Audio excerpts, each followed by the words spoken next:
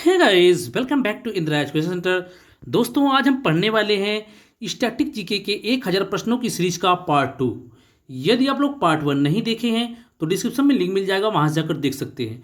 दोस्तों, यहाँ पर जितने भी प्रश्न संग्रहित किए गए हैं वह अति महत्वपूर्ण है। तो दोस्तों, यह जो प्रश्न है यह सभी परीक्षाओं के लिए, चाहे कोई भी कम्पिटेटिव एग्जाम हो जहाँ पर सामान्य अध्ययन या स्टैटिक जीके से प्रश्न पूछे जाते हैं, उन सभी के लिए अति महत्वपूर्ण प्रश्न है। तो दोस्तों, यदि आप लोग चैनल पर पहली बार विजिट किए हैं या सभी विषय की फ्री क्लास पाना चाहते हैं तो चैनल को सब्सक्राइब करें, लाइक करें, दोस्तों में ज़्यादा शेयर करें, बेल आइकन को जरूर दबाएं जिससे कि आपको वीडियो की नोटिफिकेशन सबसे पहले मिलती रहे। तो दोस्तों, इसी के साथ शुरू करते हैं। दोस्तों, स्टैटिक जीके के पार्ट 2 का पहला क्वेश्चन है कि पृथ्वी एवं सूर्य के मध्य अधिकतम दूरी की स्थिति को किस नाम से जानते हैं? तो ऑप्शन है आपका उपसौर, अपसौर, विषुव या संचालन। तो दोस्तों, यदि बात की जाए कि जब पृथ्वी और सूर्य के मध्य अधिकतम दूरी होती है तो उस घटना को हम अपसौर के नाम से जानते हैं। तो राइट आंसर है ऑप्शन नंबर 2। तो दोस्तों, यदि बात की जाए कि उपसौर क्या होता है या अपसौर क्या होता है, तो अपसौर वह होता है जब पृथ्वी और सूर्य के बीच अधिकतम दूरी होती है। दोस्तों, उपसौर वह होता है जब पृथ्वी और सूर्य के मध्य न्यूनतम दूरी होती है।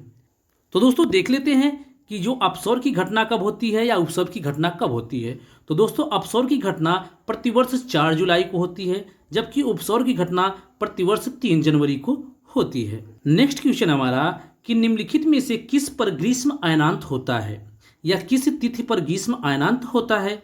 तो ऑप्शन है आपका 22 दिसंबर को, 31 मार्च को, 23 सितंबर को या 21 जून को।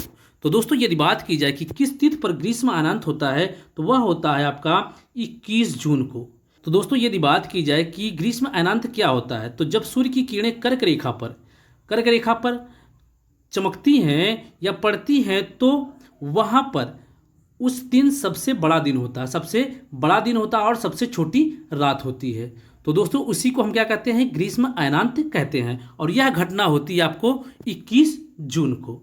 तो दोस्तों, यदि बात की जाए कि 21 जून को दक्षिणी गोलार्ध में रात और दिन की स्थिति क्या होती है, तो दोस्तों हमने देखा कि उत्तरी गोलार्ध में सबसे बड़ा दिन था और सबसे छोटी रात थी। अब उसका सीधा उल्टा होता है कि 21 जून को दक्षिणी गोलार्ध में यदि बात की जाए तो सबसे छोटा दिन और सबसे बड़ी रात होगी।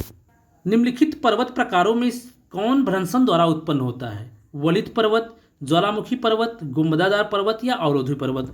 तो दोस्तों, इसका राइट आंसर है अवरोधी पर्वत, ऑप्शन नंबर 4। भ्रंशन द्वारा उत्पन्न होने वाला पर्वत है अवरोधी पर्वत। निम्नलिखित देशों में से किसमें मेयान ज्वालामुखी पर्वत स्थित है? संयुक्त राज्य अमेरिका में, फिलीपींस में, चिली में या जापान में? तो दोस्तों, मेयान ज्वालामुखी जो पर्वत स्थित है वह है आपके फिलीपींस में स्थित है। राइट आंसर है ऑप्शन नंबर 2। दीन ए इलाही की स्थापना किसने की थी? तो दीन ए इलाही की स्थापना किसने की? मोहम्मद गजनवी ने, हुमायूं ने, अकबर ने या शेरशाह सूरी ने? तो दोस्तों, दीन ए इलाही की स्थापना अकबर ने की थी और अकबर ने ही बुलंद दरवाजे का भी निर्माण कराया था। निम्नलिखित में कौन सी शीत महासागरीय धारा है? तो यहाँ पर पूछा है कि कौन सी शीत महासागरीय धारा है।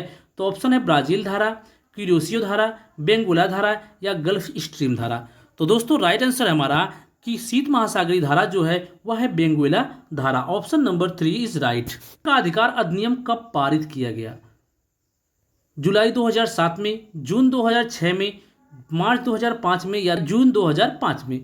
तो दोस्तों, राइट आंसर है कि सूचना का अधिकार अधिनियम जून 2005 में पारित किया गया था। भारत में दल विहीन लोकतंत्र का प्रस्ताव सर्वप्रथम किसने प्रस्तुत किया था? तो ऑप्शन है जयप्रकाश नारायण, एम.एन. रॉय, महात्मा गांधी या विनोबा भावे? तो दोस्तों, भारत में सर्वप्रथम दल विहीन लोकतंत्र प्रस्तुत करने वाले जयप्रकाश नारायण थे। कौन थे? Jayaprakash Narayan. Right answer option number 1। संविधान में मूल कर्तव्य को किस समिति की अनुशंसा पर शामिल किया गया? तो संविधान में मूल कर्तव्य को किस समिति के अनुसार पर शामिल किया गया? तो कर्ण सिंह समिति, कृपलानी समिति, स्वर्ण सिंह समिति या अशोक मेहता समिति? तो दोस्तों, इसका राइट आंसर है स्वर्ण सिंह समिति की अनुशंसा पर मूल कर्तव्य को शामिल किया गया। यदि बात की जाए कि क्या मूल संविधान में मूल कर्तव्य था, तो दोस्तों कहेंगे नहीं, मूल संविधान में मूल कर्तव्य नहीं था। तो दोस्तों, सवाल यह उठता है कि मूल कर्तव्य को शामिल कब किया गया? तो दोस्तों, जैसा कि हम जानते हैं जो 42वां संविधान संशोधन 1976 में हुआ था, इसी के तहत मूल कर्तव्य को शामिल किया गया। यदि बात की जाए कि मूल कर्तव्य को कहाँ से लिया गया है, तो वह रूस या सोवियत संघ से लिया गया है। वित्त आयोग के गठन का प्रावधान भारतीय संविधान के किस अनुच्छेद में है? तो ऑप्शन है अनुच्छेद 280 में, अनुच्छेद 270 में, अनुच्छेद 380 में या अनुच्छेद 180 में। तो दोस्तों राइट आंसर है कि वित्त आयोग के गठन का प्रावधान अनुच्छेद 280 से लिया गया है। संवैधानिक प्रश्नों की सुनवाई निम्न में से कितने न्यायाधीश करते हैं? तो संवैधानिक प्रश्नों की सुनवाई 5 न्यायाधीश करते हैं। तो राइट आंसर है ऑप्शन नंबर 1। लोक अदालत द्वारा पहली बार मुकदमों की सुनवाई कब की गई? ऑप्शन है 6 अक्टूबर 1985 को, 4 अप्रैल 1977 को, 26 जनवरी 1950 को या 23 सितंबर 2013 को। तो दोस्तों राइट आंसर है कि लोक अदालत द्वारा पहली बार मुकदमों की सुनवाई 6 अक्टूबर 1985 को की गई थी। संविधान सभा किसके अंतर्गत स्थापित की गई थी? जो संविधान का निर्माण हुआ था वह किसके अंतर्गत इसका निर्माण किया गया था दोस्तों? तो ऑप्शन है Cripps mission, cabinet mission, Wavell plan या नेहरू रिपोर्ट। तो दोस्तों राइट आंसर है कि कैबिनेट मिशन के अंतर्गत संविधान का निर्माण किया गया था या संविधान सभा का निर्माण किया गया था। दोस्तों यदि बात की जाए कि संविधान सभा की पहली बैठक कब हुई थी, तो 9 दिसंबर 1946 को, जिसमें सच्चिदानंद सिन्हा को अस्थायी अध्यक्ष के रूप में चुना गया था। यदि बात की जाए कि दूसरी बैठक कब हुई थी, तो दूसरी बैठक 11 दिसंबर 1946 को हुई थी, जिसमें डॉक्टर राजेंद्र प्रसाद को अस्थायी अध्यक्ष के रूप में चुना गया। बिजली चमक एवं मेघ गर्जन किसकी विशेषताएं हैं? क्षोभ मंडल की, समताप मंडल की, मध्य मंडल की या आयन मंडल की? तो दोस्तों यदि राइट आंसर की बात की जाए कि बिजली चमक एवं मेघ गर्जन की जो विशेषता है वह है क्षोभ मंडल की। तो राइट आंसर है ऑप्शन नंबर 1। दोस्तों यदि क्षोभ मंडल की बात की जाए तो यह सबसे निचला मंडल है, यह सबसे निचला मंडल है और यहाँ पर कार्बन की सबसे अधिक मात्रा पाई जाती है, जिस कारण क्षोभ मंडल को सबसे गर्म मंडल भी कहा जाता है। पहाड़ी क्षेत्रों में बाग लगाने की कौन सी विधि अपनाई जाती है? तो खड़भुजाकार विधि, आयताकार विधि, कंटूर विधि या पूरक विधि? तो दोस्तों राइट आंसर है कि पहाड़ी क्षेत्रों में बाग लगाने की विधि जो अपनाई जाती है वह है कंटूर विधि। काल को संगीत का स्वर्ण युग कहा जाता है? तो मध्यकाल को, प्राचीन काल को, ब्रिटिश काल को या आधुनिक काल को? तो दोस्तों इसका राइट आंसर है कि संगीत का स्वर्ण युग कहा जाता है, वह कहा जाता है मध्यकाल को। किसको? तो मध्यकाल को कहा जाता है। पंडित सारंग देव द्वारा रचित ग्रंथ का नाम क्या है? तो ऑप्शन है संगीत सुधाकर, संगीत दिवाकर, संगीत शास्त्र या संगीत रत्नाकर? तो दोस्तों राइट आंसर है कि पंडित सारंग देव द्वारा रचित ग्रंथ का नाम संगीत रत्नाकर है। जेली बनाने के लिए क्या अति आवश्यक है? साइट्रिक एसिड, फल का गूदा, नमक या पेक्टिन? तो दोस्तों राइट आंसर है कि जेली बनाने के लिए जो अति आवश्यक है वह है आपका पेक्टिन। निम्नलिखित में से कौन सी सबसे लंबी नदी है? तो गोदावरी, महानदी, कृष्णा नदी, कावेरी नदी? दोस्तों यहाँ पर ध्यान रखिएगा कि यहाँ पर यह नहीं पूछा कि भारत की सबसे लंबी नदी। यदि बात की जाए कि भारत की सबसे लंबी नदी तो वह है गंगा नदी, जिसकी लंबाई है 2525 किलोमीटर। तो दोस्तों यहाँ पर जो पूछा है, तो यहाँ पर जितने भी ऑप्शन में दिए गए हैं इनमें सबसे लंबी नदी जो है वह है गोदावरी नदी और यह भारत की दूसरी सबसे लंबी नदी है। गोदावरी नदी को दक्षिण की वृद्ध गंगा भी कहा जाता है। यदि इस गोदावरी की लंबाई की बात की जाए तो वह है 1465 किलोमीटर। निम्नलिखित में से किसका उपयोग पृथ्वी की आयु के परिकलन में नहीं किया जाता है? तो चंद्रमा का ज्वारीय बल, महासागरों में लवणता, पृथ्वी का आकर्षण बल या अवसादन की दर? तो दोस्तों इसका राइट आंसर है कि महासागरों में लवणता। यह क्या है? यह पृथ्वी की आयु के परिकलन में इसका उपयोग नहीं किया जाता है। संयुक्त राज्य अमेरिका के दक्षिण कैलिफोर्निया में स्थित मृतक घाटी या जिसे हम डेथ वैली के नाम से जानते हैं, निम्नलिखित में से किसका उदाहरण है? अपनत घाटी का, पूर्ववर्ती घाटी का, रिफ्ट घाटी का या अभिनत घाटी का? तो दोस्तों राइट आंसर है यह उदाहरण है पूर्ववर्ती घाटी का। किसका? तो पूर्ववर्ती घाटी का। राइट आंसर है ऑप्शन नंबर 2। मेयान ज्वालामुखी पर्वत कहाँ स्थित है? तो दोस्तों यह आपका क्वेश्चन रिपीट हो गया है, तो यह स्थित आपके फिलीपींस में। निम्नलिखित में किन जिलों में भारत की सबसे बड़ी अभ्रक मेखला पाई जाती है? तो बालाघाट और छिंदवाड़ा में, उदयपुर, अजमेर और अलवर में, हजारीबाग, गया और मुंगेर में, सलेम और धर्मपुरी में? तो दोस्तों पूछा है कि भारत की सबसे बड़ी अभ्रक मेखला किन जिलों में पाई जाती है, तो वह पाई जाती है हजारीबाग, गया और मुंगेर में। तो दोस्तों राइट आंसर है ऑप्शन नंबर 3। तो दोस्तों नेक्स्ट क्वेश्चन है कि संयुक्त राज्य अमेरिका की बृहद मैदान में प्रवाहित होने वाली गर्म शुष्क एवं धूल भरी पवन को क्या कहा जाता है? तो ब्रिकफिल्डर, ब्लैक रोलर, सिरोको या मिस्ट्रॉल। तो दोस्तों इसका राइट आंसर है कि जो संयुक्त राज्य अमेरिका के बृहद मैदान में प्रवाहित होने वाली गर्म शुष्क एवं धूल भरी पवन है उसे हम ब्लैक रोलर के नाम से जानते हैं, जबकि उत्तर भारत में जो बहने वाली पवन है उसे हम लू के नाम से जानते हैं।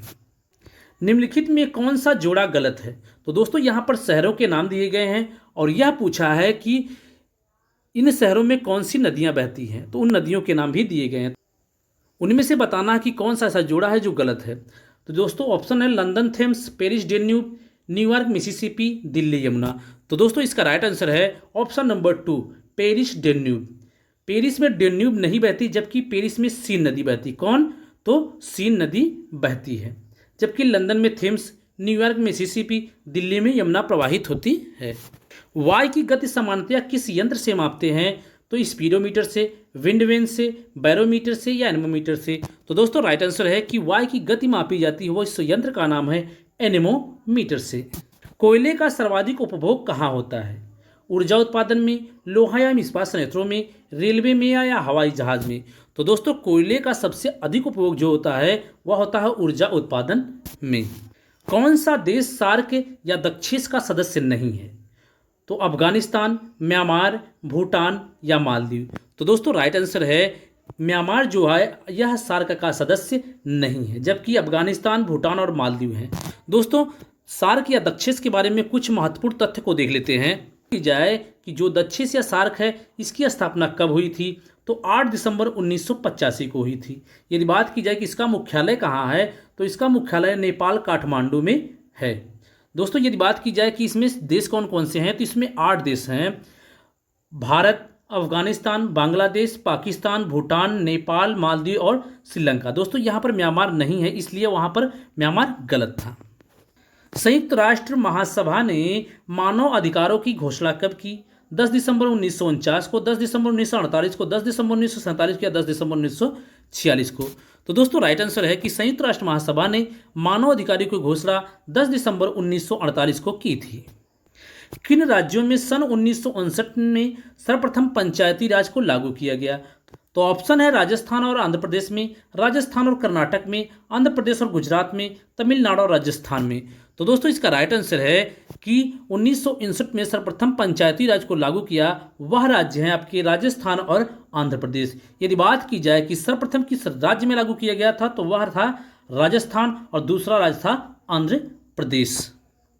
तो दोस्तों स्टैटिक जीके के 1000 प्रश्नों की सीरीज में हमने पार्ट 2 में अति महत्वपूर्ण प्रश्नों को देखा जो कि सभी परीक्षाओं के लिए अति महत्वपूर्ण हैं। दोस्तों यदि आप लोग इसी तरीके से सभी विषय के फ्री क्लास पाना चाहते हैं चैनल को सब्सक्राइब करें, लाइक करें, दोस्तों में ज़्यादा शेयर करें। यहाँ पर जितनी भी क्लास अवेलेबल है सभी फ्री क्लास है दोस्तों, इसलिए कहा जाता है कि आप लोग शेयर करिए, लाइक करिए, जिससे हमें मोटिवेशन मिलता है और मोटिवेट हम होकर आपके लिए ऐसे ही फ्री कंटेंट अधिक से अधिक बनाते हैं। तो दोस्तों कल फिर मिलेंगे नेक्स्ट वीडियो के साथ। जय हिंद, वंदे मातरम।